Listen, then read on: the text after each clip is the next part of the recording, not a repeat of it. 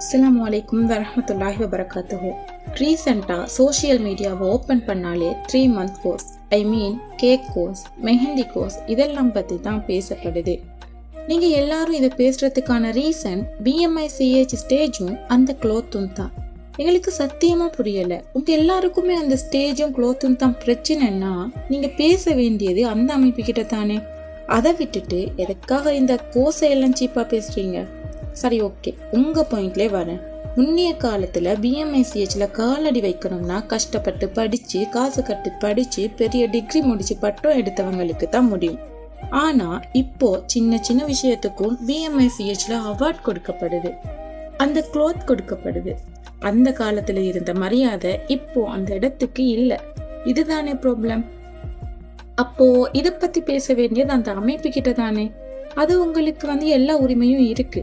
ஆனால் அதை விட்டுட்டு எப்படி இந்த கோர்ஸஸை சீப்பாக பேசலாம்? அதற்கெல்லாம் உரிமை உங்களுக்கு இல்லையே. ஒரு விஷயத்த புரிஞ்சுக்கோங்க, இங்கே எல்லாருக்குமே ஒரே திறமை இல்லை. ஒருத்தன் டாக்டர்னா, ஒருத்தன் டீச்சர்னா, கண்டிப்பாக இன்னொருத்தன் விவசாயம் செஞ்சு தான் ஆகணும். இங்கே பாருங்க, உங்கள் திறமை படிக்கிறது.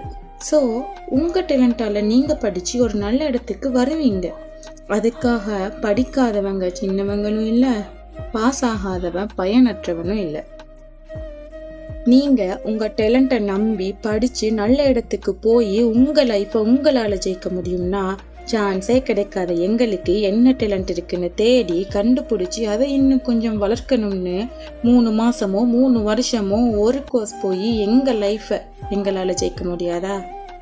அந்த 3 மாத கோர்ஸ் போனவங்களை சீப்பாக பார்க்குறீங்களே, அந்த 3 monthல எத்தனை பேர் நைட் தூங்காமல் ப்ராக்டிஸ் பண்ணியிருக்காங்க தெரியுமா? எத்தனை பொண்ணுங்க இதுலையாச்சும் எங்கள் வாழ்க்கை மாறிடாதான்னு நினச்சி கண்ணீரை விழுங்கி கஷ்டப்படுறாங்க தெரியுமா?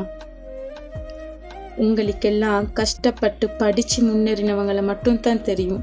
ஆனால் கஷ்டமே வாழ்க்கைன்னு இருந்து முன்னேறினவங்களை பார்த்ததில்லையே. ஒரே ஒரு விஷயம், இங்கே சில பேருக்கு புத்தகம் தான் அவங்களோட வாழ்க்கையை திறக்கக்கூடிய கதவுன்னா, இன்னும் சிலருக்கு அவங்க வாழ்க்கையை திறந்து வைக்கக்கூடிய ஒரு கதவு அவங்க டேலண்ட் மட்டும்தான். ஸோ யார்ட்டு டேலண்ட்டையும் சீப்பாக பேசாதீங்க, பார்க்காதீங்க. நீங்கள் சப்போர்ட் பண்ணலைன்னாலும் பரவாயில்லை, மற்றவங்களோட வாழ்க்கையையும் முயற்சியையும் கேலி செய்யாதீங்க. ஒவ்வொருவனுக்கும் ஒரு பாதை இருக்கு, ஒவ்வொருவனுக்கும் ஒரு போராட்டம் இருக்கு. அதே போல ஒவ்வொருவனுக்குள்ளேயும் ஒரு திறமை இருக்கு. அவங்க வாழ்க்கை அவங்க வாழட்டும், அவள் கனவு அவள் தேடட்டும். கைத்தட்ட முடியலன்னா ஒதுங்கி நில்லுங்க, அது அவனோட பாதை, அவன் போகட்டும்.